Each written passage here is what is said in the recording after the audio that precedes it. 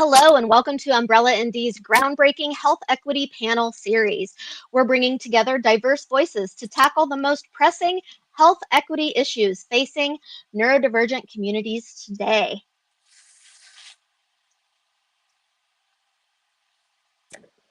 Hi there. Good to see everyone. My name is Dr. Latoya Hinton. I'm one of the board directors at Umbrella ND, and I am the coordinator of the Health Equity Panel series. And I'm super excited to be here hosting the second panel in our series, Neuro-affirming mental health. And AJ, I don't know if you want to. Okay, awesome. So I have actually three amazing panelists to introduce you all to. And our first is Sydney Elaine Butler. Um, hey there, Sydney. Good to Hi. see you. She is the CEO of Accessible Creates. And on the screen there, you can see that her pronouns are they, she, and her website, accessiblecreates.ca. She's our Canadian guest today, so that's really exciting. And just thanks, Sydney, for being here. And so we're so excited to hear you speak. Our next guest is Melody Mejeh. And hi, Melody. Good to see you. She is the CEO at Kind Path, and she goes by she, her pronouns, and her website there is kindpath.health for anybody who is, later on wants to learn more about Melody. Melody, thank you so much for being here. So excited to hear you speak. Thank you. Um, and then our next guest panelist is Wesley Jackson, um, Wesley Jackson Wade, who is counselor and consultant at Forward Counseling and Consulting. And there's his website there. He goes by he, him pronouns. Good to see you, Wesley. And I would love to get started very shortly. We have just 4 questions for this panel, but we like our panelists to be able to take their time and answer these questions. So how we'll do it is a very conversational. We'll just go back and forth between each of the speakers, letting them have ample time to be able to answer the questions. And then periodically I'll be checking the chat to see if folks, have comments and things like that. But I think it's a really great idea to just have a certain amount of time sort of at the end to really let us answer those questions. So if you want to go ahead and type in questions, we'll definitely get to your question, but it will probably be at the end of the panel, just so that the speakers have time to, process the information and we can kind of stay focused a little bit. And, we're all neurodivergent on this panel. And so we want to be as respectful as possible to everyone and the way that their brain and their body is wired. Um, so I'm going to go ahead and start off with the first question.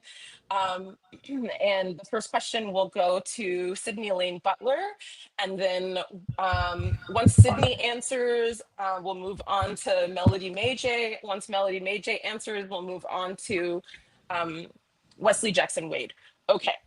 Um, so, Cindy Elaine Butler, what does neuroaffirming health mean for you personally as a neurodivergent adult? Yeah. So I love how the questions were set ahead of time to give me ample time to think and reflect.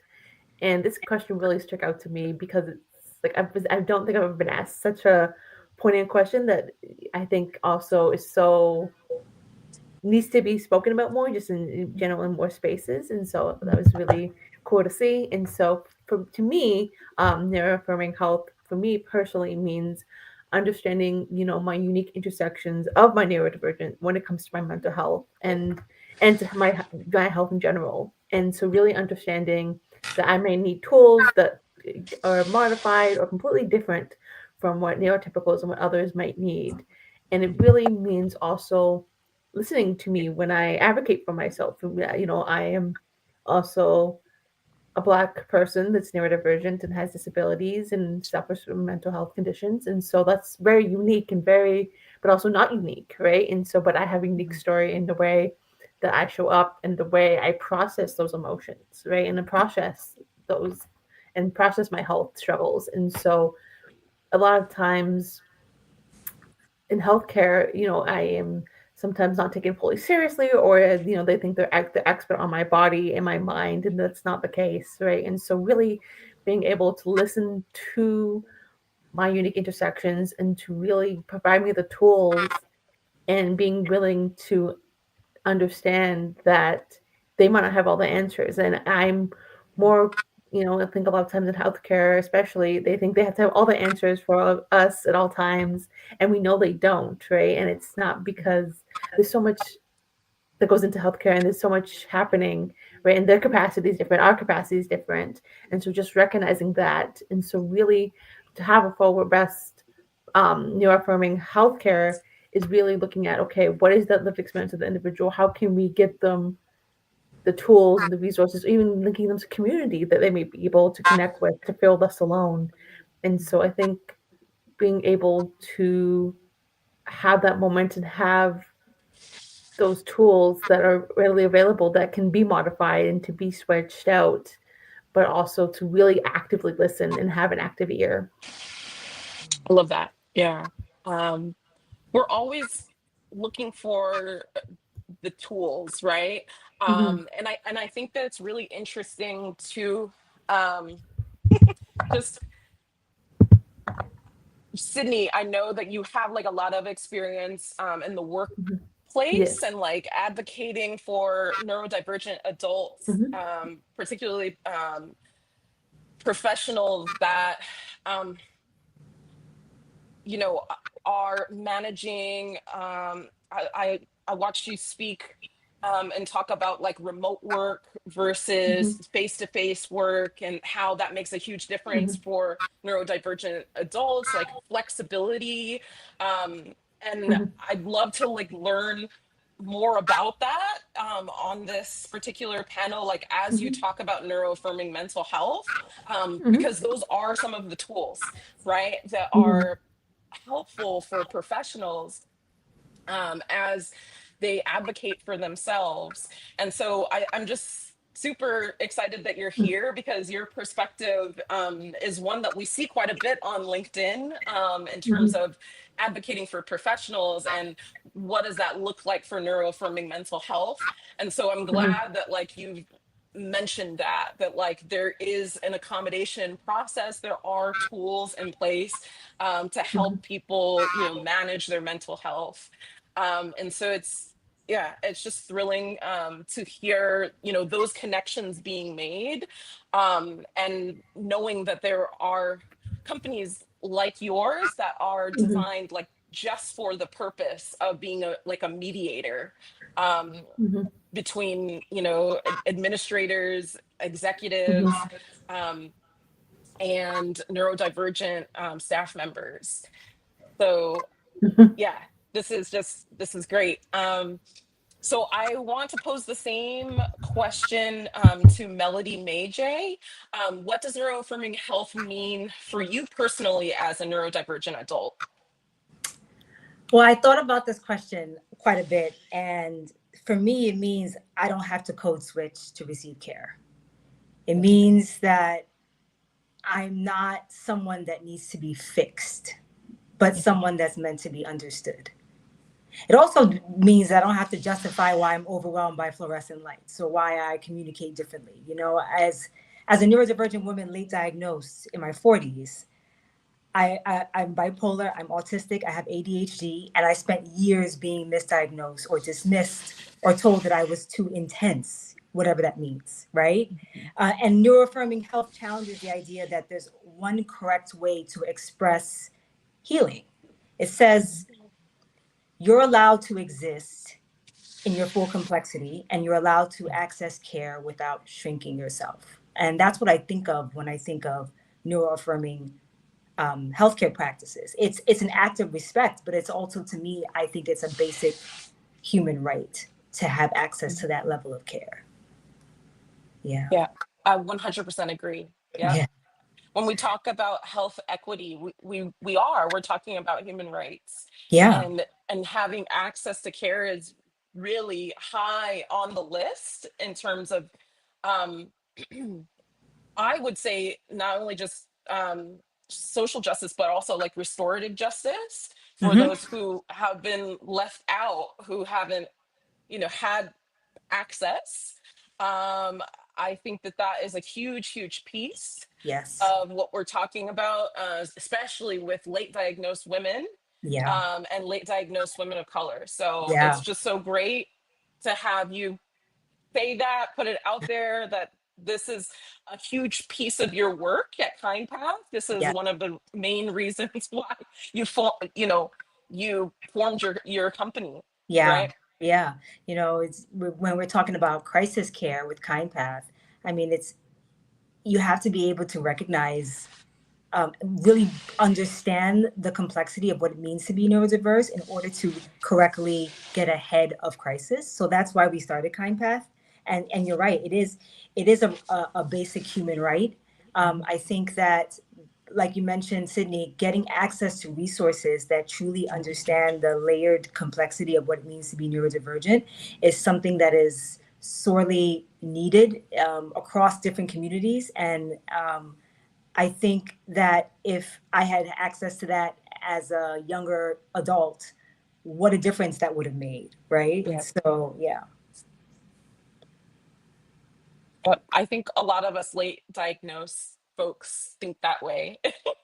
And so it's actually really refreshing when we meet folks who were screened and diagnosed early, Yeah. because we get to see what those supports for mental health really look like. And then we can imagine, a brighter future for ourselves and for future generations. And so I just wanted to point that out, that is the experience of kind of the late diagnosed folks, is Yeah. that we actually feel in a lot of ways, I don't want to just say like validated, but we feel like there's hope, I Yeah. guess, Yeah. when we see folks that have had an intervention, in terms of their mental health treatment that is neuro-affirming. And so that's why it's just like so exciting to have this topic with folks from, kind of different experiences, describing, their uh, their work, and how they're helping the neurodivergent community and just creating more awareness for the general public. Yes. So I wanted to move on, to Wesley and get some of your take on this, with the same question. What does neuro-affirming mental health mean for you personally as a neurodivergent adult? Yeah, so I really thought about this a little bit because I am also late diagnosed. I didn't even get diagnosed officially until 2020, and then I have like a self-diagnosis for autism and dyslexia. So I have an ADHD diagnosis, and then like a diagnosis of anxiety and depression and PTSD. And so for me, this is a combination of like all the roles that I have occupied throughout my life, right? So I think about who I was as a child, who I was as an adolescent, who I was as a 20-something trying to find my way and my footing with maladaptive coping mechanisms, because the coping mechanisms that were given to me didn't suit someone with my my cognitive profile, right? And so like when I think about this from those perspectives, I'm like, I want to be seen. And when I think about it from like a 30-something and a 40-something professional, I'm like, I also want to be seen, but I want to be accepted, right? I want there to be a benefit of the doubt that is given. So when I think about, I've had many different careers. Like I'm in my 4th, 5th career, depending on how you chop it up. And I don't mean job, I mean career. Like I've been a mental health practitioner since like I finished my master's in 2016, and then I was working in higher ed and I was doing this other stuff. And so what happens, like what I had come to experience is that in my professional life, especially in my 30s and 40s, I'm 42, is people love my results. They love what I'm able to produce, but they don't get or care to get or like the way that I get to those results, right? And so what happens is I don't get seen. I get frustrated. I am constantly explaining myself over and over again. That takes a toll on your mental health, right? The way that our societies are designed, work is too big of a function, a feature of what our lives are. So the way that we work also affects our mental health, and our mental health is also going to affect the way that we work. And so I'm in this space where, for me, I want to decenter work from my life, and I want to center my supports. And that is really big for me as a neurodivergent person, understanding that I have a lot more support needs than I allowed myself to accept. Right. And so like being a Black man under this label of patriarchy, it's like, no, you're not supposed to ask for anything. You just grit your teeth and grind it out. And it's like, no, I am sensitive, sir. And I need these supports, and I need this help so that I can be my full self. And it allows me to just be at ease, right? And so then I think about it as a practitioner, and I'm also a counselor educator. So I help to like occasionally teach a master's class for like incoming counselors. And what I want them to understand is like, this is about not making assumptions. This is about putting your clients first, not instilling your views onto the client's perspectives, which can be hard. And sometimes we don't realize to what degree that we are doing it. It might be like a relationship escalator where we say that like the best relationship is going to be a romantic monogamous relationship. And that's not always the case. And for a lot of neurodivergent people, like we have a very broad presentation of our sexual orientations, of our romantic orientations. And so don't come to me with an assumption. Don't come to me operating in that assumption. Come to me curious, and let's work together on it. That's really like a big part of it for me. Yeah, I love that like come to me with an open mind, right? Because we never know what we could discover together. I think that's like such a great positive way to kind of look at it. Because I think a lot of us want to be on the defensive, like don't come to me with a stereotype, right? But it's really great to tell people, come to me with curiosity. Like, I want to learn more about you as much as you want to learn more about me.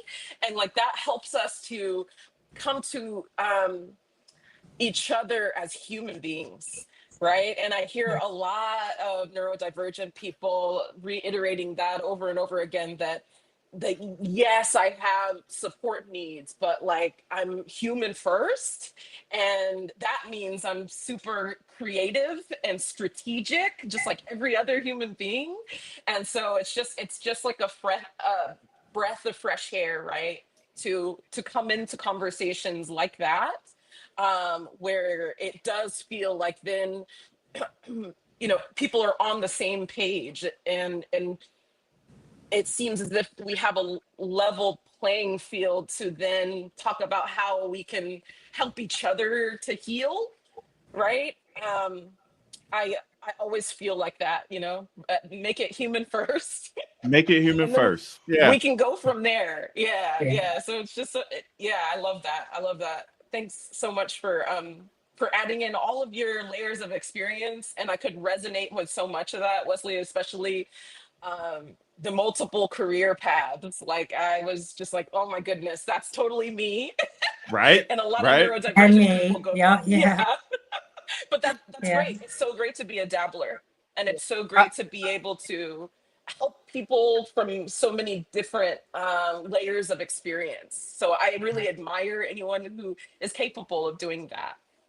I appreciate that. And I have this thing where, we taught, this has been published for like years. We see all these articles where it's like, oh, ADHD folks, autistic folks, they're just made to be entrepreneurs and all this and that. And they're always like they'll always cite like Bill Gates or like Sir Richard Branson and like people like this. And no discredit to these folks, like they worked hard to get where they were, but like these were also like Bill Gates is a white man who grew up in upper class environments, right? And there's been things written on that, and he's actually pretty open about admitting that.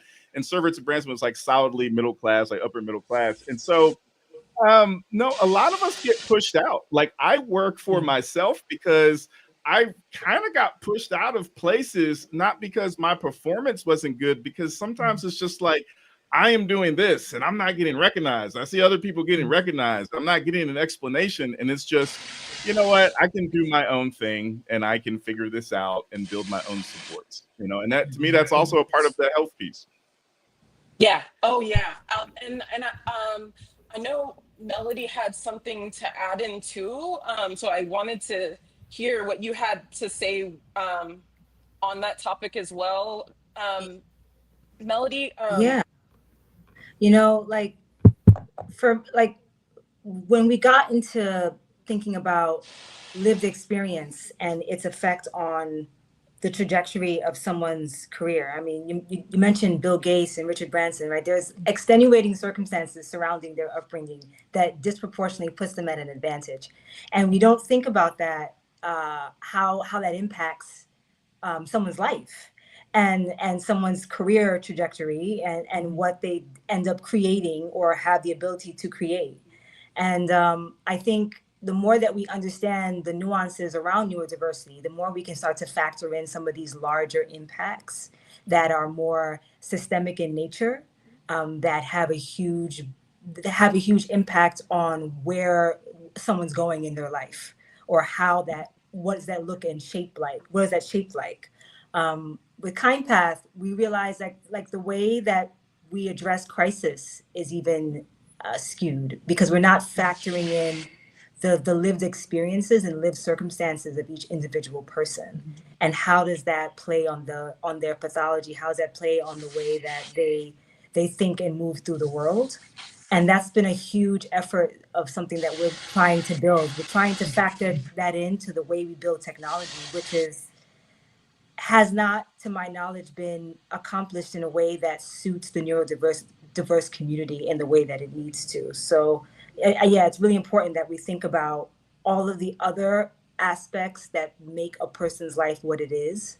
And I think that was a really great point that you mentioned, Wade, because Wesley, I did it again. It's fine. Okay. It happens all the time. It is fine. Yeah.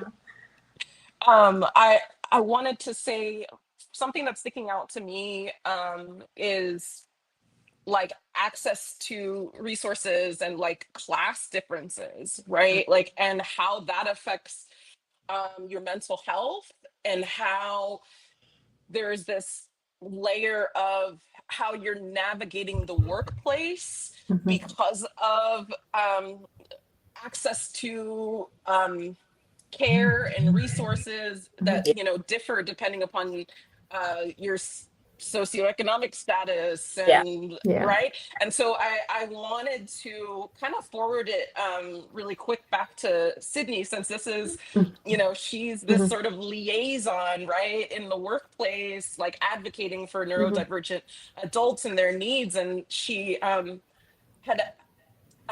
asked me really quickly in the chat over here about performance. So I wanted to see whether Sydney could add something to this topic really quick before we move on to the next question. Yeah, so when Wesley brought up the point about performance and how, realizing that, you're performing at a certain level, but then those systems still weren't designed for you and placed in the workplace. And so a lot of times in the workplace too, you think if someone's performing well, they must be doing well. And that's not always the case, right? You could be performing extra well or performing even higher because, and that might lead to a burnout, right? So that's going to impact your mental health. You could be performing at higher levels to compensate because you feel like I have to perform in a certain way because I'm feeling so, frankly, part of my friends, shitty, but you don't want to show that to people, right? And so, you perform higher. And so a lot of times mental health is so linked to performance in ways that we don't understand in the workplace. And it's so complex, right? And if someone's performing at a lower level, right, it's like maybe it's like they finally are now in burnout after, pushing through for so long, right? And not taking that moment to rest or not fully understanding what's happening. And, having depression or having other mental health conditions can largely, lead to a decrease in performance. But no one's having these conversations. They're just like, oh, they're being lazy, they're being and all these negative labels instead of really getting to the root of what's the problem and really understanding, okay, someone needs help. I need to help them. I need to intervene before I just say, oh, you're a bad performer for the past 6 months. Really intervene, have those conversations, check in. Hey, is everything okay? Is anything you need help with? And having those supports and coming again, like you all mentioned so beautifully, the human element is so missing in all when it comes to mental health care and mental health in the workplace. And we really need to look at someone as a human being and see, okay, they used to perform well. Are they're struggling now? What tools do they need from me? What, is that mental health resources? Is that tools specific to that? Or is it just, having them have more time to do certain things in their workplace?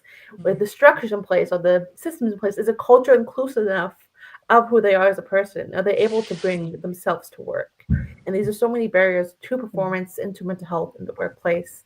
And so, and like you all said, the human element is so important. And it's so simple, but I think it's so simple that it's overlooked.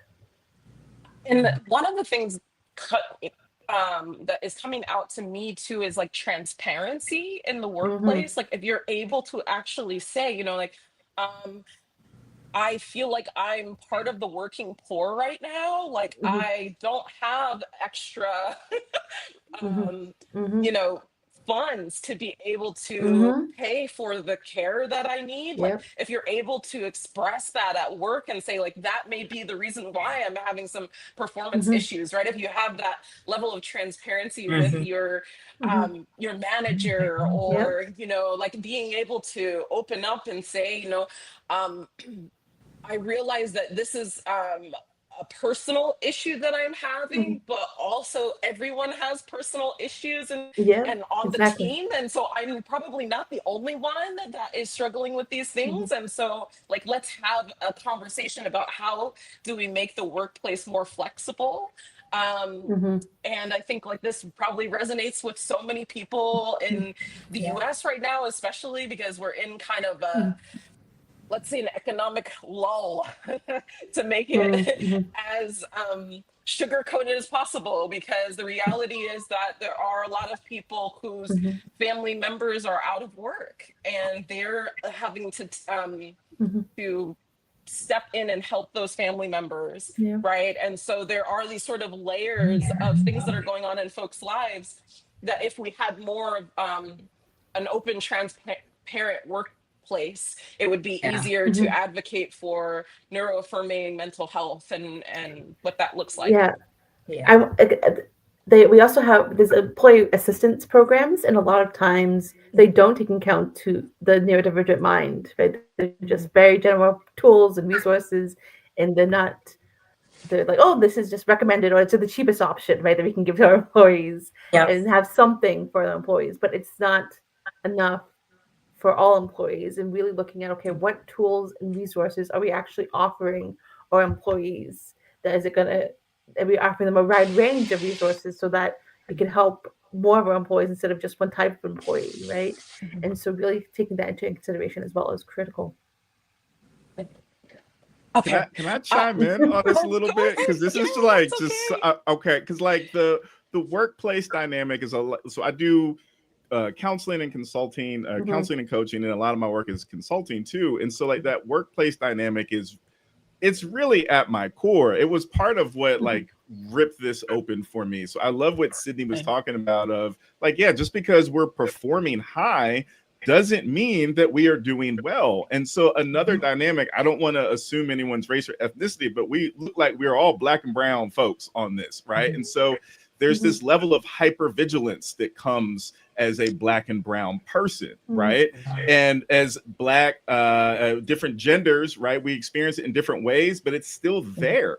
And so when we take that into the workplace, that hypervigilance becomes people pleasing, and I'm so like, to make it personal for me, think about like my last salaried role. I'm working at a university, I'm working a career counselor, I'm doing all these things. So I have a full-time role where I'm serving 4,100 plus students in the College of Sciences, right? But then I am also in a PhD program. Then I also like started this program called Students Moving Forward. It was a career-focused program for autistic students at the university. Then I ended up on a panel out of the governor's office for this internship for autistic students. And then I'm like, oh, these employers don't understand how to recruit these students. So I made this whole summit like for this. And like, so in addition to me having a whole full-time job and like me being on advisory committees and all these sorts of things, I am burnt out. And so what I didn't realize is that, which seems very obvious when I say this out loud, but okay. But like, I didn't realize that I was literally getting more and more burnt out every year. I just thought it was just because, oh, higher ed is just really busy, especially in the fall. And I would always hit this low in October, and it would take me to like almost all of January to like come back and feel energized again. And so the thing that it took me years to realize, this was burnout, this was depression, this was people pleasing and overextending myself because of all this like uncertainty, right? And so if there was more transparency along the lines of, hey, Wes, I know that you want to get promoted. This is what you need to do. There's nothing there. So I'm just like, I got to do all the things I got to do. And I got to make sure I'm helping these students. And you're doing 50 million things because you genuinely care. And we also have lives that require money. And so I'm like, yeah, I would like more of that money, right? But like, I'm not getting clarity. And so what I had realized is I was building my own support systems. And so because I was structure. my own, that's actually a better way to frame it, was my own structure. So like I had kind of built my own hybrid work thing, even though I'm in person on campus, because I'm serving all of these different employers and these different student groups. So I'm like never in my office. I might not show up in the office until like 10 or 11 a.m. You don't know if I was meeting with an employee or if I was just taking a long time to get into the office. I needed that, right? And the reality was it didn't matter because I was more than serving the student population and the other needs that I was. But if you knew that that's what was going on, it'd be like, oh, this is bad. This is going to be a demerit and all these sorts of things. And that creates another level of anxiety. It's like, oh gosh, I'm doing things I'm not supposed to, but I'm also doing all this work. We get so burnt out. Like there are levels to it. And then experiencing the subversive and sometimes overt racism while you're in these spaces, it's more than taxing, right? And so we need these places where we can have conversations, where we can be our authentic selves, where we're not being judged because we're perceiving something differently, right? Like it is really important to just the fundamental functioning of what it means to be a happy and whole human. Yeah. Right. Yeah. And I what I'm hearing over and over again is that the idea of the stigma that comes with talking about mental health, like, and it's crazy. I see it really everywhere.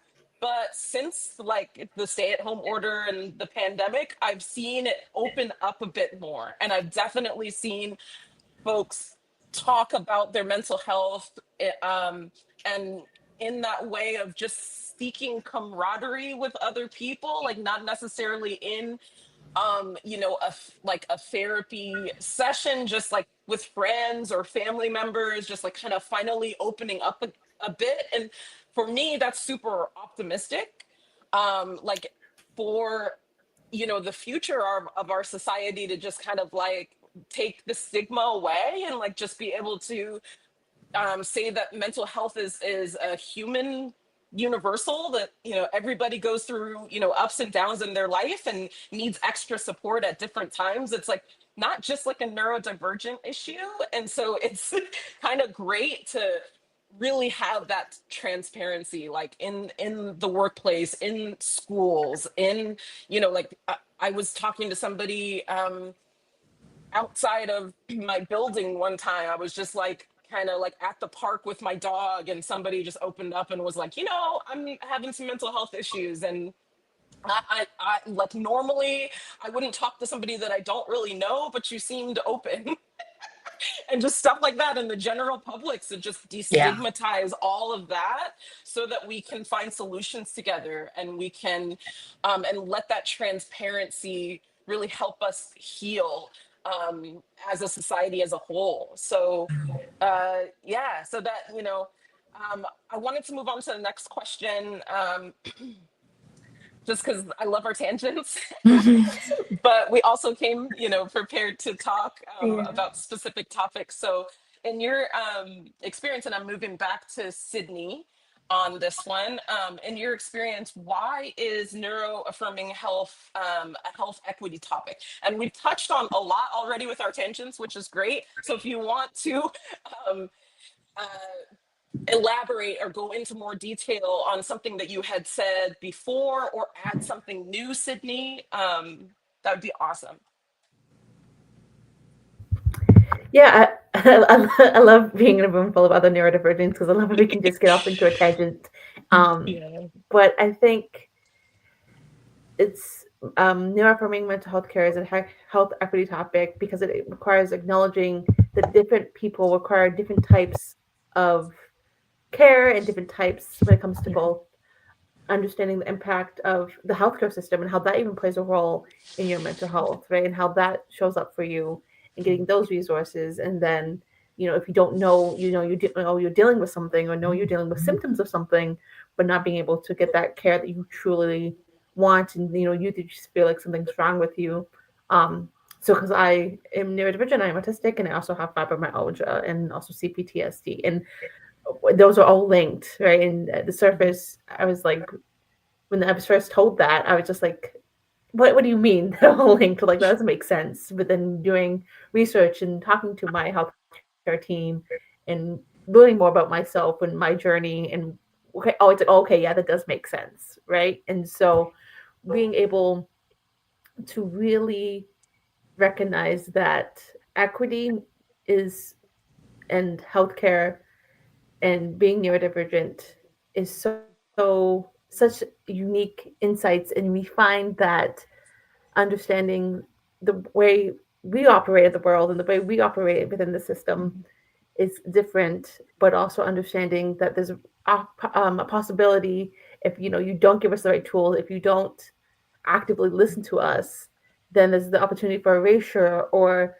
self-doubt, and that can create such tension and it causes even more mental turmoil. And so just really recognizing that this is a huge health equity issue and that it needs to be talked about more, and I think it's not talked about enough. So that's why I'm so happy I can be on this panel today with you all, because we all have such unique insights and really understanding that it's so important to address and to really understand that mental health impacts everything. And I think a lot of people, when they think of mental health, think just of the mental health conditions like depression, PTSD, bipolar, all these things. But mental health is something that we all experience as human beings, right? And so really looking at, okay, when someone processes things different, when they behave differently, when they interact with the world differently, that's okay. And so giving the tools that we need and being able to really recognize that the systems in place and the things and the tools that we have right now are not designed with us fully in mind, frankly, right? And it's like, because a lot of times in the healthcare system in general and in mental health care, there's people that are neurodivergent that want to do these jobs, but that it could cause a lot of turmoil indirectly, or a lot of times neurotypicals get in these positions, or they're more in these spaces, and it's like, why is that the case, right? And they think when they learn about us in the school textbook, they think they know everything, but they don't have that lived experience, right? And so being able to really have that representation is so important and so underutilized in the space. Yeah. Oh my goodness. Yeah. Just what you were saying from the beginning about how you realize that all of your multiple neurodivergences, they're all connected. to each other in some way. And that is something from lived experience that I have as well. And so it was so great to be able to hear that. And then when you talked about the equity part of that, that like in the workplace, if folks haven't had that lived experience, then how it's really difficult then to relate and like to create the supports necessary for folks. And so it's so important to have representation of folks that really have multiple neurodivergent experiences, to be able to advocate for other people who have multiple neurodivergent experiences, right? Like I'm reading into that, Sydney, but those are some of the things that are popping out Yeah, and to I me. think, yeah, and that, when we first connected, we were transparent about it to each other, and we like instantly, like, I see you, you see me, I see you, right? And that was such, I think, both of us, it was such a moment of relief because we saw another person that looked like, we both like, we look similar, we're both light skinned, and both neurodivergent, and it's like, someone that gets it, right? And so that's so important. Yep, the camaraderie. And I think that's one of the reasons why these health equity panels are so great, because it is a great opportunity for us to build long-term relationships with each other so that we can advocate for each other as well. Like that is a huge piece of why we're bringing together so many people from different walks of life on these health equity panels. So I'm happy that you pointed that out. I want to move on to Melody Mejeh with the same question. Yeah. I think it is a health equity issue, right? Because, it's neurodivergent people face disproportionately poor health outcomes. And it's not because of the neurodivergence. It's actually because of systemic neglect, right? I remember I was writing something for KindPath and I was doing some research, and I came across this stat that said that autistic adults are 3 times more likely to die from preventable causes than their neurotypical peers. Wow. And that 70% of autistic adults experience like depression, anxiety, and other mental health conditions, but most therapists are not trained to work with autistic clients in affirming ways. That is a really interesting stat to recognize, right? Especially when you realize that ADHD is underdiagnosed in women and people of color. So because of that, you miss interventions and you increase the likelihood of being psychiatrically mislabeled. So, and not even to talk about like the cultural barriers that exist, the linguistic barriers, right? The misdiagnosis, the fact that the world prefers incarceration over support. This is more than just a gap in care. It's actually, to me, it's kind of like a reflection of whom we deem worthy of mental health investment. That's a health equity issue. We don't train providers to understand your neurodivergent brains. We penalize differences as disorders. We equate access with equity without looking at the trauma of misrecognition. There's a lot of room here for a lot of opportunity, actually, if you think about it that way, but for change in this exact arena. And I think that we make, for those who are already navigating life at the margins of society, it makes survival infinitely more harder. Like it's like neuro-affirming mental health is a health equity issue, because without it, we keep reinforcing that life, that only certain minds are worth healing, and that's the narrative that we're trying to overcome, especially with the work that I'm doing. We're trying to bring equality to all types of, like you mentioned, cognitive profiles. I take that word because it's actually making a response and saying every different groups are worthy of this level of care, no matter what diagnosis you have. And so in that way, I really think it is a larger health equity conversation when we talk about this. Yeah, and I think what is sticking out to me a lot, in terms of what you just said, is that like um, misdiagnosis, or just it's not even seeing that there are neurological differences in the first place, Yeah. um, limits folks' care. Yeah. And so like it's one of those things where you think you're going in there, you're like, oh, I'm on better health, or um I'm going face to face to see a counselor,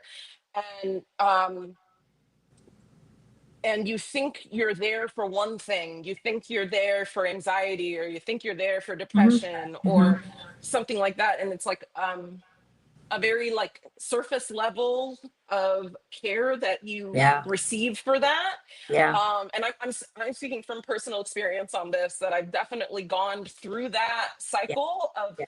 thinking, I'm treating one or two things, and then realizing actually that there's much more It's there. multi-layered. Yeah. Yeah. And Yeah. so I think like that is a huge experience for a lot of folks that are late diagnosed, that they Yeah. start to realize, oh, actually, what I was actually experiencing was a trauma response. Right. Right. Or Right. like, I actually have CPTSD, and that's coming out as depression, or that is, looking like anxiety. And then they start to say, well, why is it that I have CPTSD? And then they're like, oh, because I was undiagnosed autistic, right? So it's Yeah, like the this, underlying the the underlying underlying cause is experience. always, Yeah, and yeah. it takes some people going to 3, 4, 5, 6 different therapists to finally get to the root cause of a problem sometimes. Mhm. And as you're going through those revelations, they come in like pieces, but they're not connected. So you have all these disparate pieces of yourself that you're trying to understand, and you're looking for a provider that can actually connect all the dots for you. Mhm. And that's becoming really challenging to find. And Mhm. going through the motions of that as a neurodiverse person takes a toll on you as you start to understand yourself through the lens of someone else trying to help you on that path. It becomes challenging in its own way. It becomes traumatic in its own way because you're along for the ride as well, as you're collecting these various pieces of yourself and trying to figure out how they all connect. That is an unspoken toll that it takes on your own mental health as you're trying Yeah. to figure this out. Yeah. Oh, there's so much there. Yeah. And then a lot of the time, as women and as people of color, um, folks really that are not trained in screening neurodivergence from our perspective, Yeah. um, a lot of the time will just dismiss whatever it is that we thought we had a concern with. If Hmm. we do enough research on our own, and we talk to folks in the neurodivergent community, and then we kind of come and talk to a professional, a lot of the time that gets dismissed Hmm. because you know uh, we don't look it for whatever reason, Oh. and so it's just a lack of training. Yeah. Literally, it's just a lack of training on the part Yes. of the medical provider. Right. And so that, this is something that occurs over and over and over again, that we see, and it is impetus for why the DSM-5, when they come out with another version of it, and when it's Yeah. DSM-6, why it's so important to have representation. Sydney mentioned that earlier, and it's all the more reason why all of those things need to change, so that mental health professionals have something to reference when a person of color comes into their office, or a woman comes into their office and says, hey, I'm making some connections here. I think I may be autistic, or I think I may be ADHD, or I think I'm actually dealing with CPTSD. The CPTSD isn't even in the DSM-5 right now. Like, just to Yeah. say that, like, if that could be added in there, and then folks could say, and I think the reason why I'm experiencing this is not just because of, you know, sex discrimination, or not just because of race discrimination based on my race, but something more is going on here that I need help with, right? Like, to be able to self-advocate on that level would be just tremendous for so many people who are left out and are not receiving care that they need. Yeah. So I totally want to hear what Wesley has to say about I mean, y'all have said so much. Y'all said so much. It was so dope. So okay, why in our experience is neuro-affirming and mental health health equity topic. So yep. There is, I mean, there is a debt owed and a deficit that we are operating out of as neurodivergent folks, and especially as members of the band Black and Neurodivergent. That's what this means. You can buy my merch. So like, but like there is a debt owed. So I talk about this a lot. So let's think about the very first person to ever be diagnosed with autism, and I'm specifically saying with autism because that's how it was diagnosed then. And so that person died in 2023. They were like 89 years old. We don't, there's a lot that we know, but there's so much more that we don't know, right? And so this person, I forget their names, a white man, his father was a banker. He went to Alabama University and he had a career working and managing the bank that his dad had that he took over. I'm sure he had challenges in his life. That don't sound like my life, you know? And so as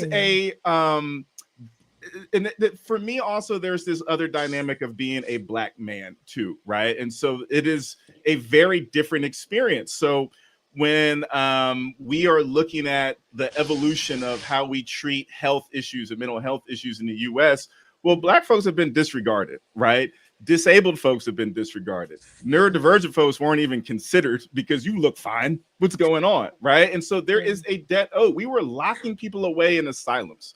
In the 50s, 60s, and 70s, there was a well-written about effort by a lot of clinicians and physicians to diagnose folks, specifically Black folks, and more specifically Black men with schizophrenia, and they called it the protest diagnosis, right? There is a debt owed, right? When we look at the social determinants of health, it's things like access to education, access to careers that pay well, access to food security, and all these things. These are all areas that were hard for Black folks to access, for women to access, for Black folks who are disabled. And so when you just keep adding the intersectional identities on there, there was more and more barriers that we were not able to access this. So yeah, people say this whole thing like, oh, the world doesn't owe you nothing. Like I push back on that, right? Because like when we say the world, who are we talking about?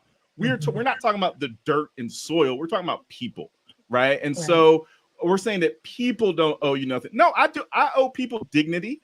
I owe people respect. I owe people the benefit of the doubt. We owe people a lot. And when we actually allow ourselves to accept the histories that we all occupy in any of these countries, but I think we're here in the US, it's like, okay, there is an even greater debt that is owed because of the systemic injustices that we have experienced. It's made it so challenging. Right, like maybe I would be a little less dysregulated if my dad owed a bank and I was able to just get a job like that, didn't have to worry about it. You know, if I was able to see a physician and they were going to actually take me seriously and like think about this stuff. I remember going to the doctor in 2012 when I was working in one of my other careers. This was when I worked in corporate and I was in business sales and in my 20s, and I was having an issue with my eye, and I went to the doctor. I went to this physician. And he was like, oh, you're strong and healthy. You're probably just sleeping on that side of your eye. Okay. I was also like, I weigh 225 now. I was about 265. I was not very healthy. I had a lot of things going on. And then fast forward to 2019, I find out that not only do I have an astigmatism, I have keratoconus. And so there was a thinning of my cornea. And it could have been treated if it got diagnosed earlier, but I'm not being taken seriously when I walk in. Exactly. It's the John Henryism. It's like, here, take 2 sledgehammers and just walk away. It's like, I'm not going to worry about this. And there is a debt owed. We know that social determinants of health help to predict someone's overall well-being, their physical and mental health. And we know for a fact, it's not a debate, that there have been intentional barriers placed in front of multiple demographics of people, specifically disabled, neurodivergent, Black, women, all this sort of thing, right? And so we know that that is a fact. So yeah, no, this is an equity issue because the debt is owed and there is a deficit because that debt has never been paid. Yeah. Yeah.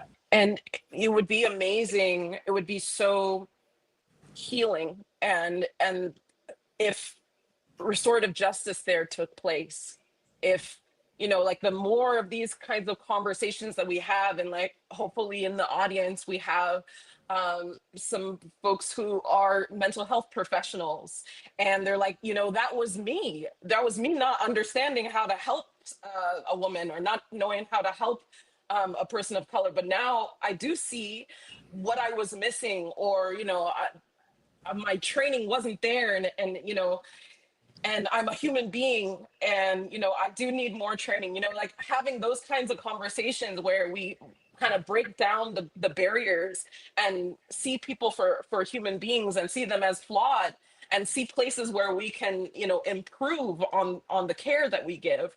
You know, I think like that's kind of the whole point of, you know, having public panels like this, is to just, you know, create that awareness and then start those conversations with folks.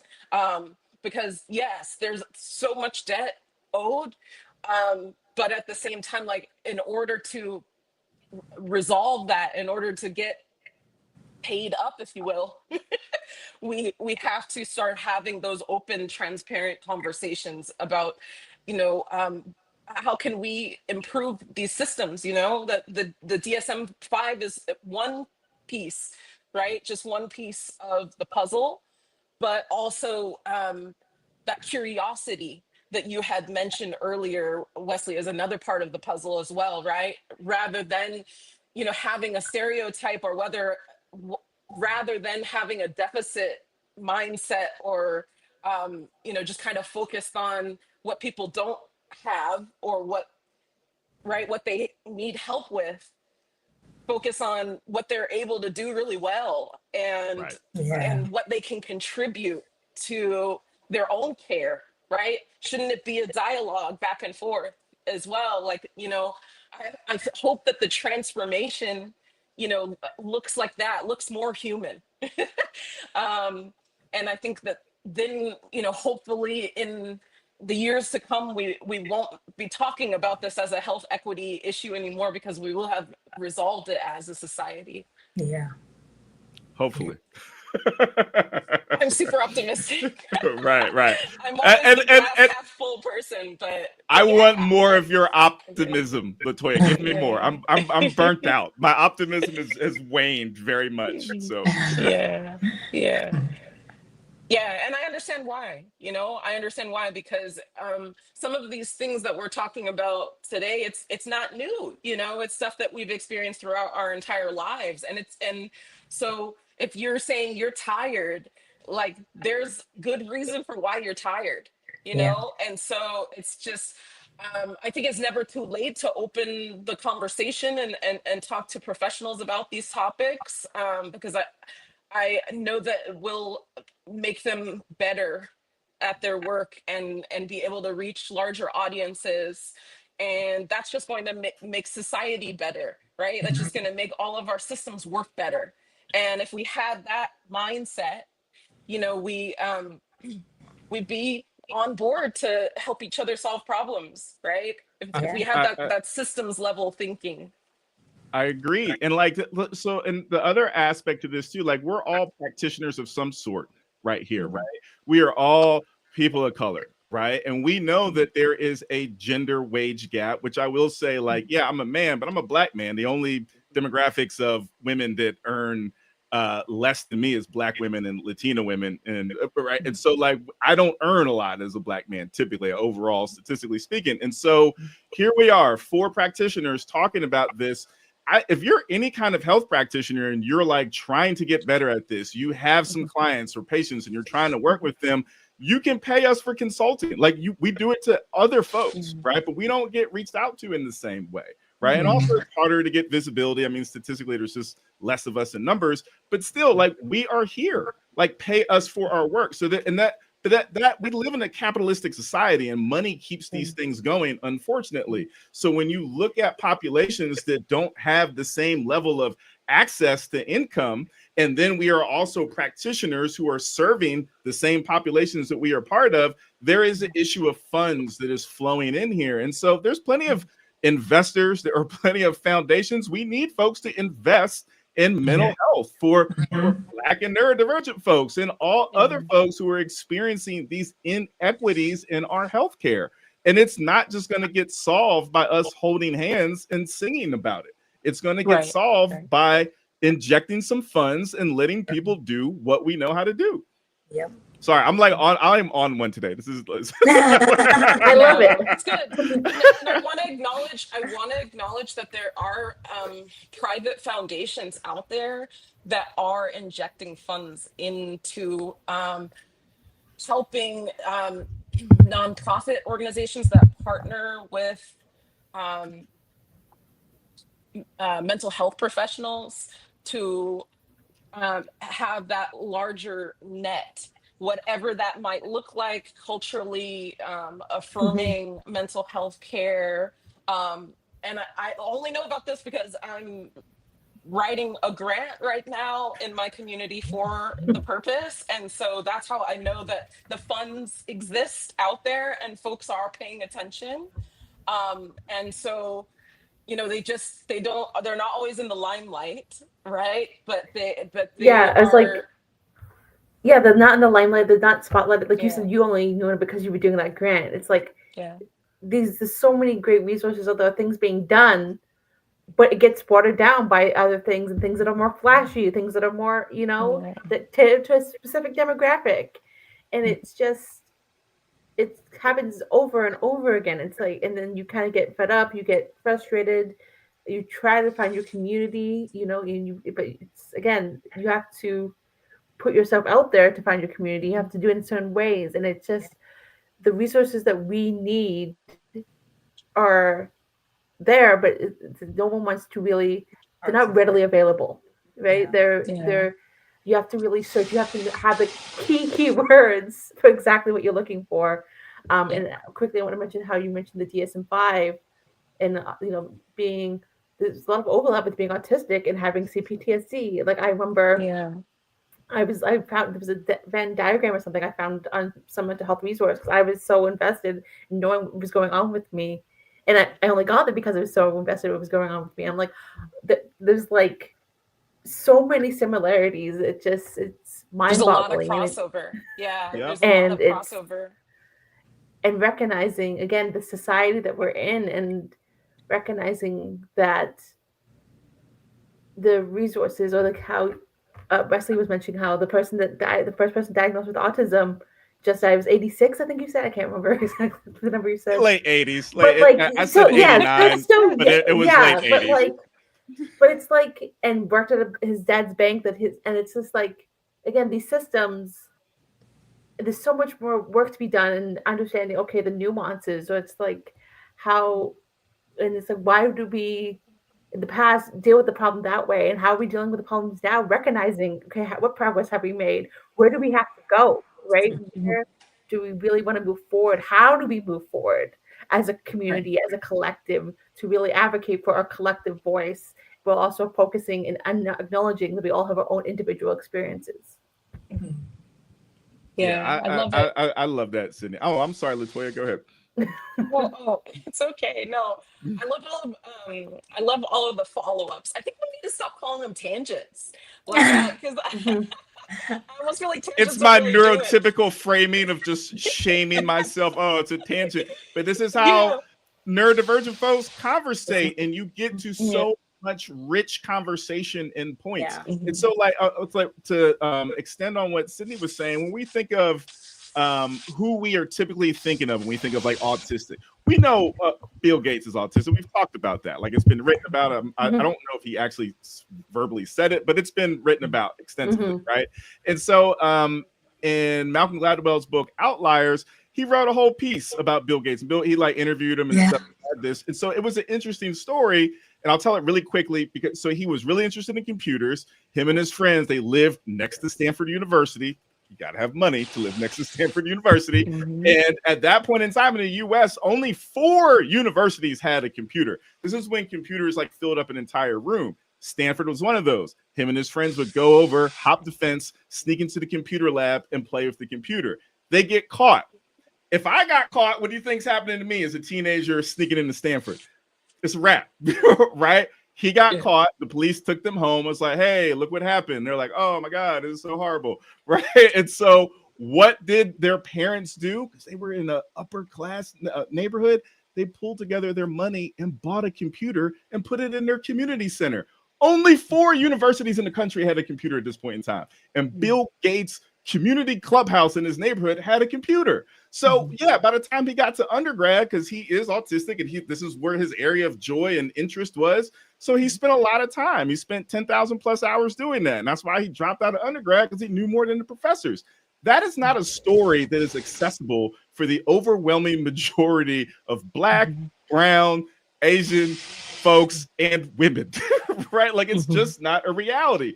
But I'm not discrediting this president. He's smart. He's done a lot of work. He's done some great philanthropic issues out here, causes. But like that is success built on top of resources. That is success built on top of supports. When meanwhile, the rest of us are making a way out of no way. And we're like, hey, I'm just happy I got this website up. It's like, we need resources. We need support. Every human needs supports, and some of us need more supports, right?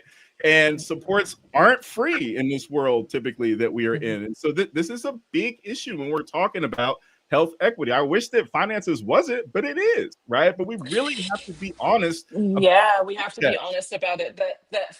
That financial wealth is health, essentially, in a capitalist system. And I'm gonna stop yelling too. I'm sorry. Yeah, it's fine. It's fine. Like I'm living for it. Yeah, I'm living for it. We're not we can't skirt around that, and that the reason why a lot of folks that don't have the financial resources are sicker and are they just don't have access to health insurance, for instance. And then at that point you don't get access to mental health care. And so we can't say that enough for folks to realize the severity of that, and why then it's hard to focus on a strengths-based approach for neurodivergent people, because that is overshadowed by the struggles that they have with their mental health, because they don't have access to care. So it's very hard to focus on a strengths-based approach, like when you mentioned with Bill Gates, how his community was able to support him and see it as a strength, right? See his special interest as a strength.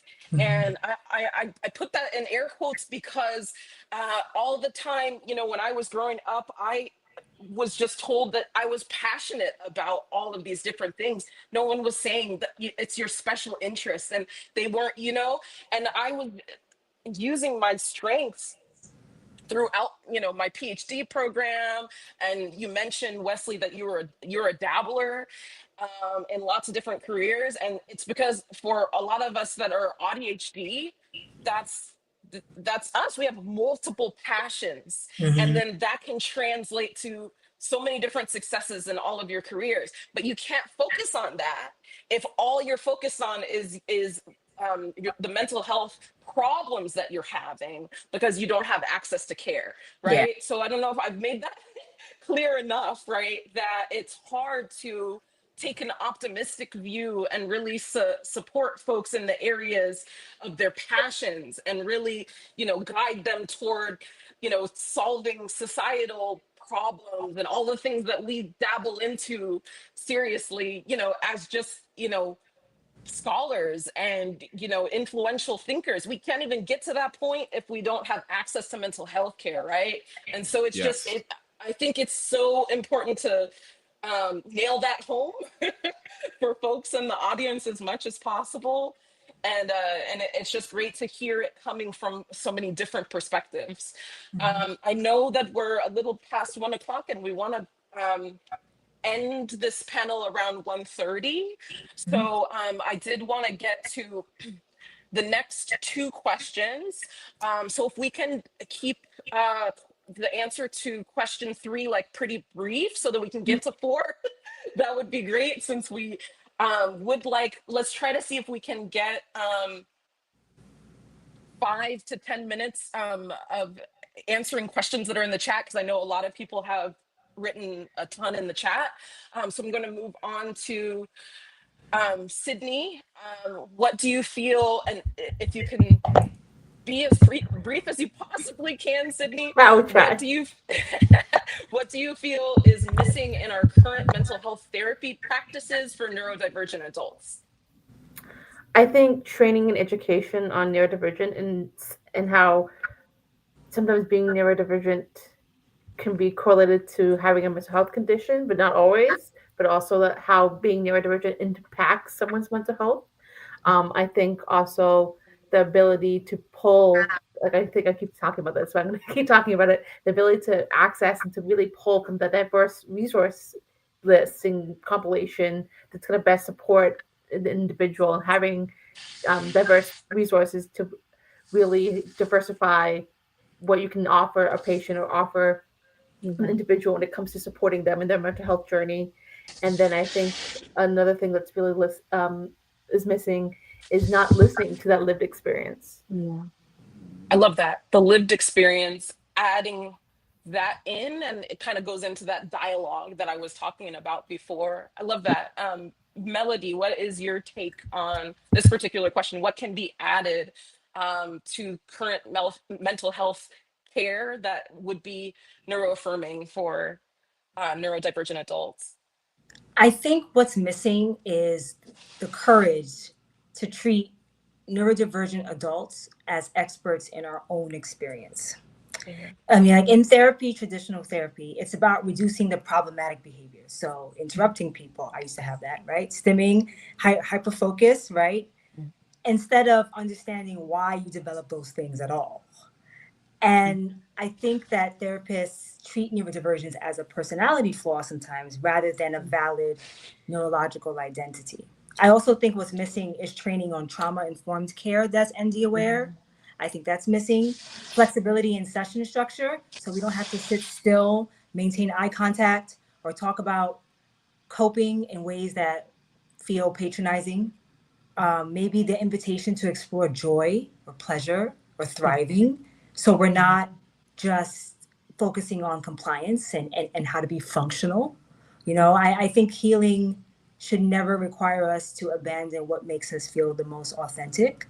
And I think if we need to find the courage to actually go to the source being adults that are neurodivergent, to actually help build these structures in a way that's more affirming for everybody. Yeah, I love that. And then just quickly, Wesley, do you have a specific take? And I know you could go forever. I know you could go forever. I'm gonna try. I won't. I promise I won't. Everything that everybody said, it is. Yeah. I'm like so on one, and I'm gonna try not to yell when I say it too. It's like everything that everyone has said is like it, right? And so like the context piece, like leading with curiosity, seeing who someone is. I'll also say there's the part of training too. So as someone who helps to train counselors coming into the field, we really need to be very intentional about what these training programs look like and what we are including. And we try to fit so much into a tight program that you don't always get everything in there. So that's part of it too. Let me say, like, you gave a great example, Mel, with the like talking over people piece, right? So I'm gonna use that as context. Mansplaining is real, right? And I am a man, but as a Black man, we get told to shut up, to smile and smile, right? Just be quiet and smile. Like, we get told that too. But then I'm also autistic and ADHD, and so it's like, am I mansplaining? Am I interrupting? Is this something that, and it's like a meltdown, right? And so when I get into a session as a client, me as the client, all of these all of these systemic issues that I have been experiencing, I am like word vomiting or getting like really nervous, like, oh my gosh, this person's judging me. I'm trying not to do these things. And I remember when I first got diagnosed with ADHD, and I'm saying this to all of the white clinicians, because we need everybody in this. This isn't about like only one group of people. So I went to a local person who was a white woman who was a psychologist, and we had a great time, but she accepted me, right? And so I was like challenging her on things, like not like as an intentional point to challenge, because I just speak my mind. I go around speaking my mind a lot. And so I'm going through her intake form. I'm like, oh, this is not really good for a lot of Black folks. We don't know a lot of history typically about our family history and medical history. And she was receiving all of this, right? And then at the end of like, we had 3 sessions and we did this assessment, and she's helping me understand this stuff a little bit better. And she's like, you've had a really hard life. I have never had anyone tell me that. Because a lot of my friends, like I'm a 3rd generation college student, all this stuff, but I also experienced a lot. Like I said PTSD because people don't typically know about complex PTSD. So I didn't, but I had complex PTSD from a lot of abuse and other things growing up, which is very common for neurodivergent folks, right? We are susceptible to gaslighting and all these things. So yeah, she said that to me, and I was able to see myself in that moment because I've never heard that before. So I like that authenticity. Like she wasn't just to be like my clinician. She was seeing me on a human to human level. And like that made a difference in my life. And I have referred 20 plus people to her since. Awesome. Yeah. I love that. I love to see that perspective from the field, from the mental health field, to say that like you guys are growing together and you can help each other grow. Like that's just amazing to see that. And it's only happening because you have that experience as a Black man, you have that experience as a neurodivergent Black man, like, right? Like all of that intersectionality is helping, you to help others to grow. And I think we don't hear that enough, that our intersectionality can be extremely beneficial to help professionals in our field. So yeah, that's amazing to hear. I love that. Okay, and so I just want to move on to the last question, and then we'll have a little bit of time for question and answer. So our last question for the panel today is, and of course I'm going back to Sydney, what have other neurodivergent adults told you about neuro-affirming mental health and their overall well-being?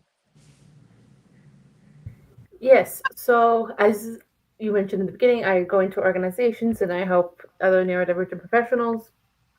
And so sometimes it's very upsetting, actually, to be having that lived experience myself, and I want to help as much as possible. And so it's like, I'm not a mental health practitioner. I'm a D&I practitioner. I'm an HR practitioner. And so really leveraging those two things. But so I've compiled resources based on the needs of my coaching clients' need. So it's like, I don't have all the answers, right? And I think none of us all have all the answers, right? And so I help them with things they can ask for accommodation in the workplace when it comes to the mental health and those strategies. And also, I'm also very transparent and open with them, not like the nitty gritty, but open that, you're not alone and that I've been where you are, and providing them with the resources, being transparent. This resource helped me. This resource helped someone else I know, but it might not work for you, right? And so just normalizing the conversation, because there's so much. A lot of what I'm told is that they feel alone, right, and that they feel like they can't relate to anyone else. They feel like it's so muddled, and the mental health is so muddled with also understanding their own neurodivergence. And so, and being able to process again those emotions and those feelings is sometimes so heavy, and to carry that and the past traumas of like in the workplace is past workplace trauma from other workplaces, right? And so carrying that with them, having high school experiences or school experiences that shape how they show up in the workplace. And so they don't think there's enough care and support for them to really show up as they are, and support to actually not only address it, but allow them to feel their feelings, right? And be able to really come to terms, okay, oh, that's why I felt this way. Oh, this is what's resurfacing, right? And so a lot of times it just things in the moment, or things that are human mental health in the moment, sometimes it is in that moment, but a lot of times we're carrying so much baggage with us. As human beings, we're all carrying so much baggage with us every single day. We all have things that impacted us in a negative way that plays a role in our mental health. And so a lot of times I'm hearing these things and they think that they're being difficult, to think that, they won't be understood. And so I'm hearing that. And so in the flip side, I'm hearing people talk about how I don't want other people to feel alone like me. I want to help others, right? I want to have community. That's what I'm hearing community, be able to compile resources, compile and be there for each other and be like, hey, I get it. Or being able to listen with a different lens that's usually being done. Yeah. And I feel like that's one of the reasons why we came together on the Umbrella ND board, is for that, to provide those resources for other neurodivergent adults, but then also a safe place for camaraderie, and just that alone creates this community care that a lot of us have never experienced, right? A lot of us have never had that. And it's never too late to have that. Folks in the audience, like if you are late diagnosed and you're like in your 50s, 60s, 70s, like it is never too late to find other people and find resources for supports, and like we totally welcome anybody into our community who feels like they can relate. You and I have had so many conversations, we just ranted to each other about like how we're doing mentally, right? And we just so I was like, I had one time we had a call and it was just me ranting about how I'm doing mental health wise, and then the next call it was you ranting about your mental health, but we were there for each other and showing up for each other in a real authentic way that it's, you live I'm in Canada and you're in the States, but we still connected and have that community for each other and creating that support for each other, because we know it's so crucial for our survival. Yep. And I want to throw my computer out all the time, but that's the one reason why I stay present online. It's because I know that so many people want to hear that they're not alone and that their story is resonating with thousands of people, probably millions of people around the world if we really do the math on it. And so I find it to be really healing to have a presence online. I know some people don't feel that way, and that's totally fine. If you're a private person and you don't want to express yourself online, I totally respect that. But I also feel that it is a form of community care for those of us who have never been heard and never been supported adequately in the way that we need. So I wanted to let Melody and Wesley answer this last question before we have a little bit of time for question and answer, because I know folks have probably other things in their schedules and they do think we're important, but we want to respect their time. Okay, Melody, on this last question. Other neurodivergent adults. I, as a neurodivergent woman, of course, I have a ton of neurodivergent friends and colleagues, and they all say that it feels like it's the first time that they felt seen. Like this is the first space where they weren't asked to perform that they're feeling okay. This is not, a lot of times another response that I've gotten is that no one's ever asked me how I feel in my body. They just ask me what I feel in my brain, what I feel in my thoughts. And I've in community spaces, I've met people who went undiagnosed until they were even in their 60s. And they grew up believing that they were lazy, broken, too much, insert any other word there, and they've probably been told it. And neuro-affirming care helped them rewrite the story of who they were. And that's a really big deal, to be able to change the narrative that you once believed about yourself, and now you have a new story to tell. And sometimes that's probably the greatest form of healing one person can get, is being able to rewrite their story and to believe that they're not a defective human being, but they're just worthy of dignity and kindness. That's huge. And if neuro-affirming mental health can do that, I mean, just think about what that will look like at scale. Yeah. You It's know, incredible how life changing that is. incredible Is what that just, is. yeah. Yeah. Even with Kind Path, like with Kind Path, it's the whole point. Like we're trying to not pathologize, we're trying to not diagnose, we're trying to listen, right? Even with the Yeah. technology, we're trying to intervene early. We're trying to, because so many fall through the cracks, and in terms of traditional healthcare, that wait list could be like 6 months long, or you get the worst, in my opinion, you're too complex to treat. Probably the worst response that I could ever think of, right? So having access to care that's affirming, that understands you, that listens to you, and adapts to your personality and your personal set of circumstances is our whole goal at Kind Path. So it's nice to hear adults that have had the chance to experience some microcosm of that, and what that's been doing for their mental health overall. Definitely. And I love that how you're talking about preventative health care, because that's transformative for the system, as well as personalized healthcare, because that's transformational for the system. So you're doing amazing things, Melody. And I just want to point it out, that we see you, we see what you're working on, and it's just like incredible. I love being in community with you. Aww. And I loved, just healing from your wisdom. And Aww. it's just incredible. So I do want to get to Wesley really quick and let him answer this last question before we move on to the chat.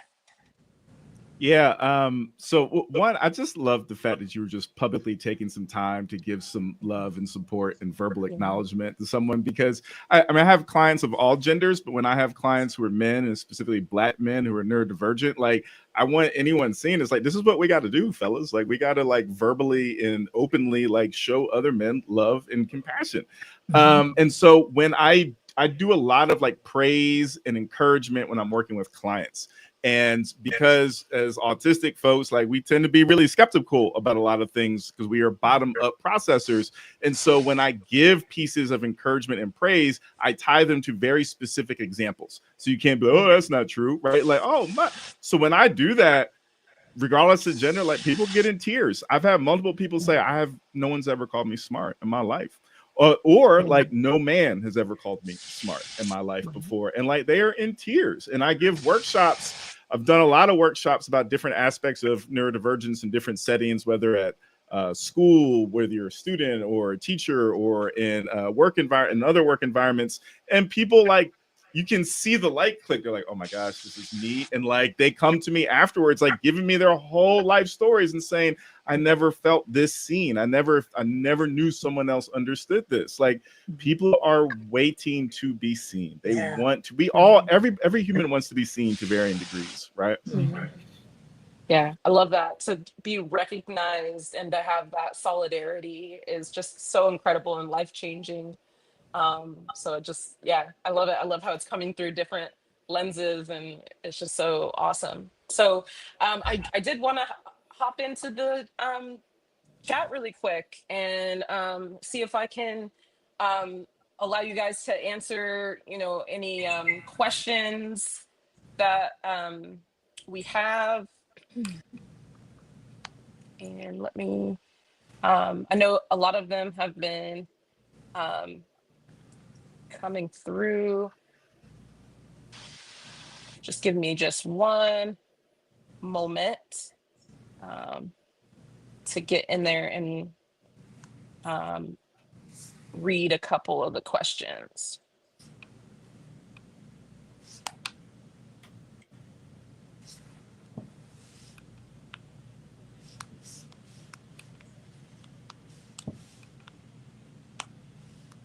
Okay, there we go. Whoa. We got quite a few. So I am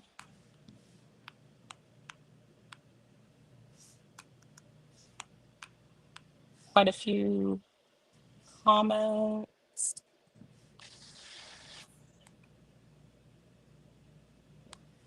Oh, I see one on the screen here. Did the USA sign on the UN Declaration of Human Rights for people with a disability? That's coming from Gregory Liverpool. I do not know. Yeah, I remember reading something about this, but I don't think that the U.S. has actually like formally signed on this. And I remember that no, I know for sure the UN didn't sign on this. I know that it was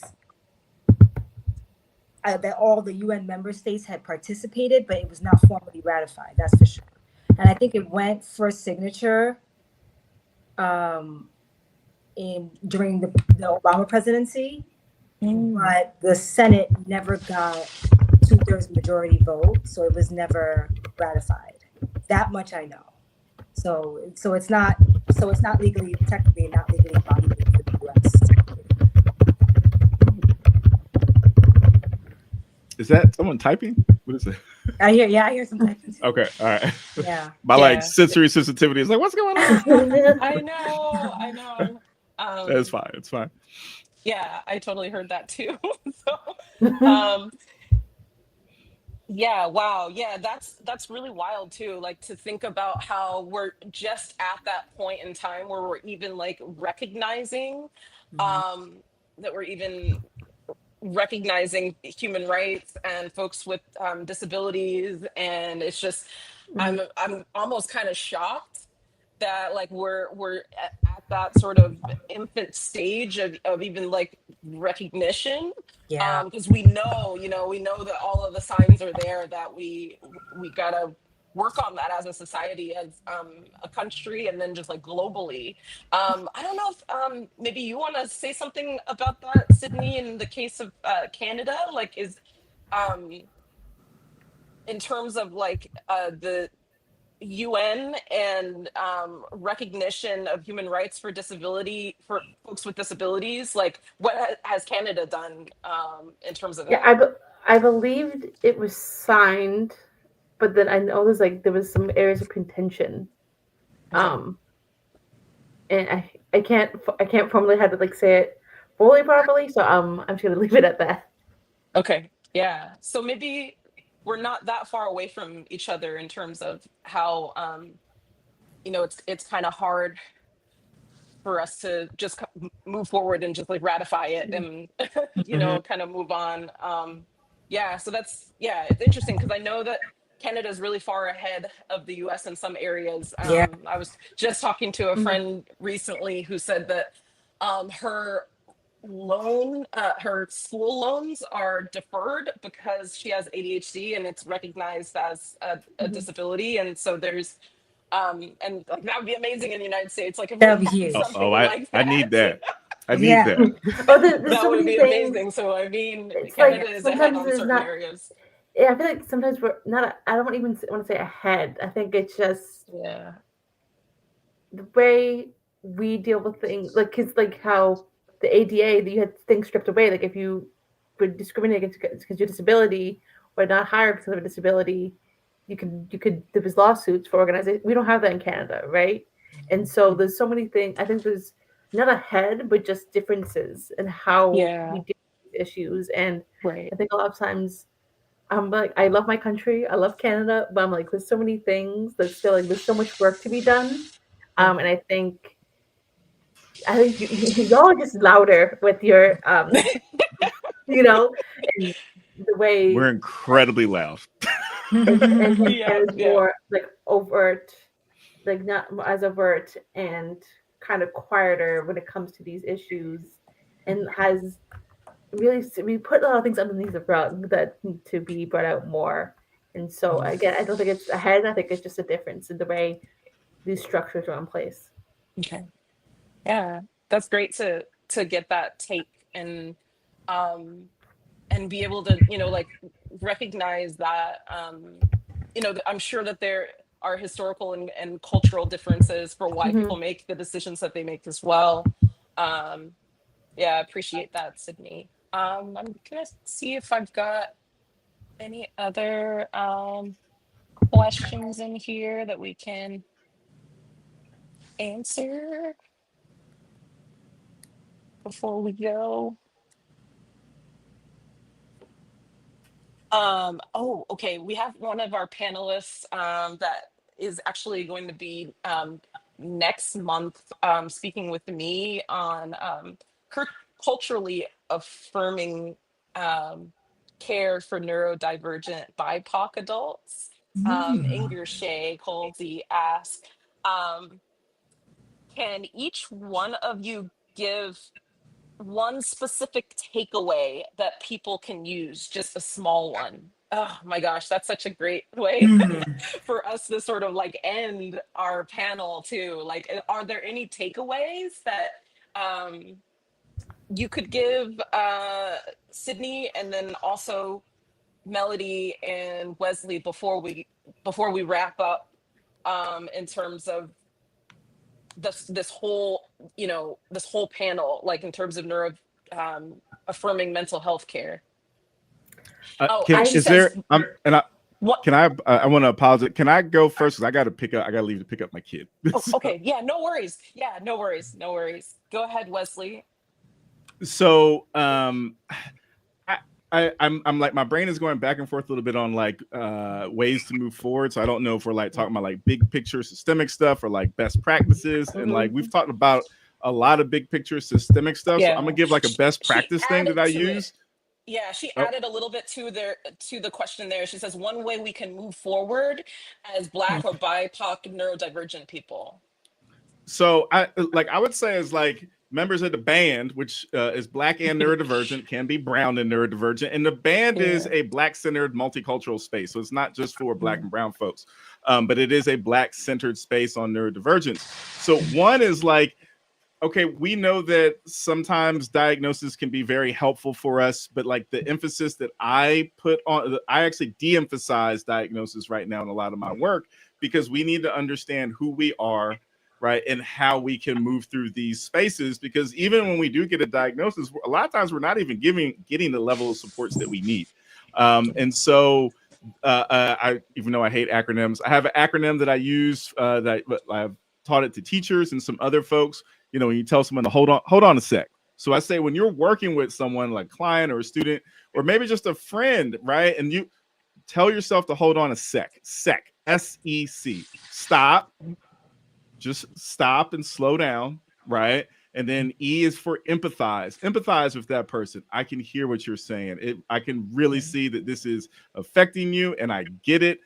Please tell me more about it. And the C part is like challenge, right? Now, that was the challenge was specifically for students, because as neurodivergent folks, especially autistic, we love like an intellectual challenge. It spikes our novelty and our interest in things. But that challenge could be as a friend. It could be like a challenge for yourself. It's like, I really hear you right now, and you're important to me. Our friendship means something to me. How can I help to support you in this space, right? It's just extending vulnerability really helps. And when we think about like Black and brown communities, we haven't been allowed to be very vulnerable, because we've been trying to climb this ladder of mobility, right? The social mobility ladder. So it's the aspect of like, can we be vulnerable? Right now, in our communities, we should be able to be vulnerable. But when we are being vulnerable, we need to check ourselves. We've been indoctrinated with a lot of language that isn't always helpful or accommodating or empathetic, right? And so I use things like hold on a sec, so you can slow down, you can empathize with the other person, and you can challenge. If it's a student, say like, hey, that's a great idea. How could you do this better? Oh, I would love to show you how I could do this better, right? Or if it's a friend, how can I step up and show my love and care for you during this situation? And that's what I'll say. And then this has been great. I gotta go. I am sorry. I gotta run and pick up my kid from camp. Awesome. Don't apologize. We're just so happy to have you here, Wesley. And we've just learned so much from all of your dabbling throughout your career. It shows just how I'm gonna use this word. Yeah, it shows in your success of helping so many different populations, and we're just forever grateful for you and for all of the work that you do. And so just thank you for coming and sharing your wisdom with us today. Thank you so much. It was really cool to meet all of y'all. Hopefully we get to talk again, and see you. Bye. Bye. And I don't know if we want to have Sydney and Melody, if you have anything more to say on that question for Yeah. really quick. Yeah, I actually love this question. And I think the one takeaway I would say is reclaim your narrative and stop waiting for systems to validate your experience. You know, as Black and BIPOC ND folks, we're often gaslit twice, one for the brains and one for your body, right? The world pathologizes our rhythm, criminalizes our emotion, sometimes ignores our brilliance unless it's palatable. So moving forward means creating our own language, creating our own spaces, creating our own definitions of care, and refusing to split yourselves into pieces to be accepted, right? Not I shouldn't have to choose between being Black enough, disabled enough, safe enough, right? For just call it what it is, white-led institutions. We heal when we remember that our neurodivergence is not a liability. It's a survival strategy, and it's also how we've adapted ancestrally.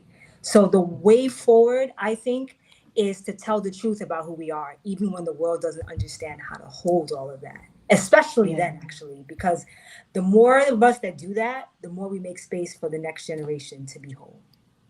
Yeah, and I think just that that acceptance, and then also self forgiveness and grace, Yeah, that goes a long way, like in terms of recognizing that you have this intergenerational trauma yeah, that you've experienced as a person of color, and to acknowledge that, um, and say, you know, that's not going to just go away overnight, you right. know, and that this is something that, you know, we have to heal as a society, but we have to acknowledge it first. Mm-hmm. Mm-hmm. That is really huge. And I think that's how I'm able to talk to a lot of folks of color who are like, I don't relate to the neurodivergent community, I'm neurotypical. And I'm like, yeah, but you know, have you experienced over and over again throughout your life micro and macro aggressions, and then how did your body react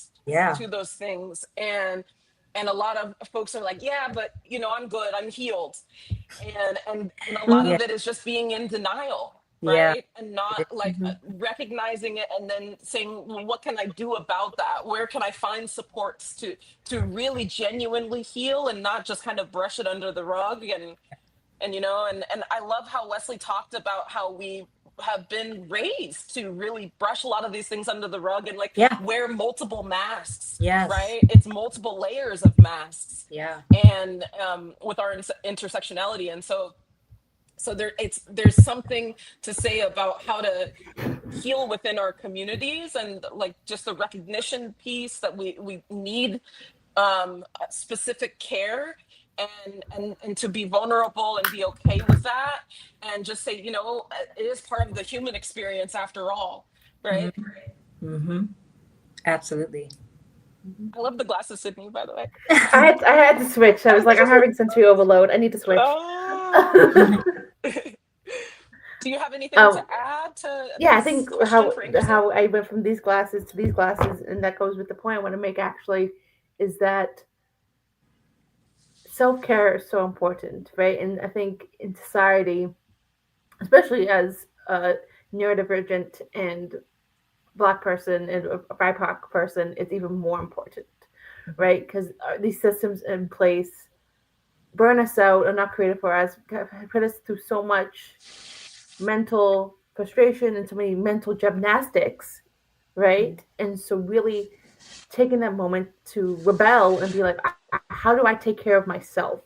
What does that look like for me? Do I need my community right now? Do I need my self-soothing techniques? Do I need to switch out my glasses to, for sensory, Yeah. that having sensory overload, right? Really evaluating what does self-care look like for me on a day-to-day basis?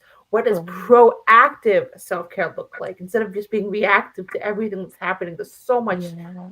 happening in the world. How am I going to be proactive that day to really set myself up for success? So this morning, I went for a walk with my dog.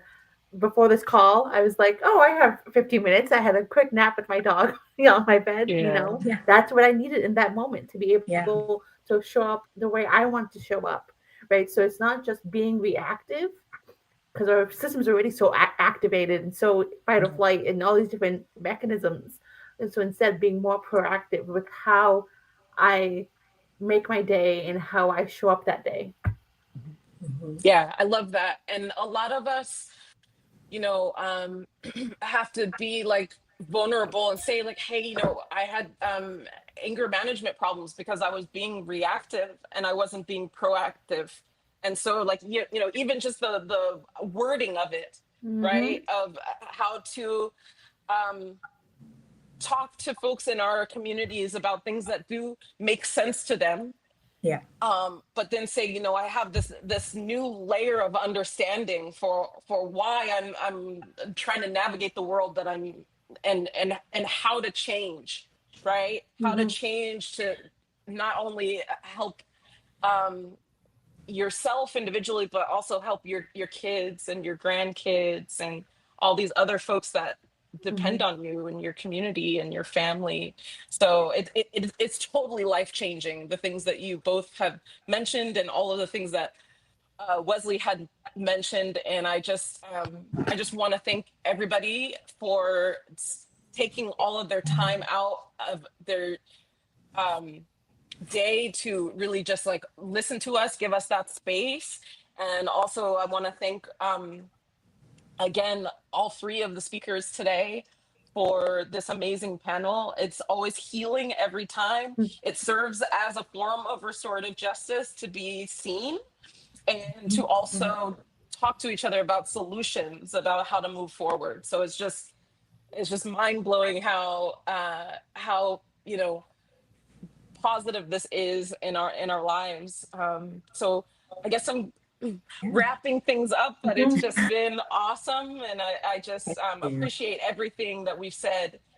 And AJ Lucasio, the chair of our board, has actually put an email address and also our website. So for if you want to see each one of the panels that's coming up all the way through November, it's there on our website, umbrellaopensdoors.org.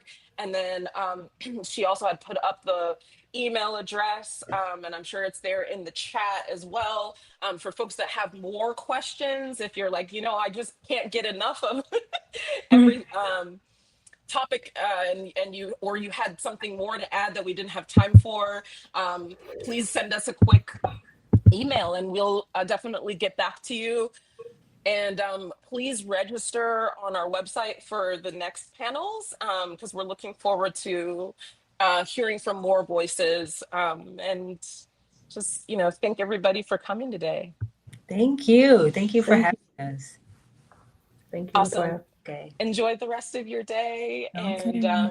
we'll definitely be in touch. And yeah, check us out on the next panel that's coming up on July the 31st. I'm going to be a speaker, and yeah, I get to not be the facilitator, be a speaker. So check out our website for the next panel that is going to be focused on culturally affirming care for neurodivergent BIPOC adults. Awesome.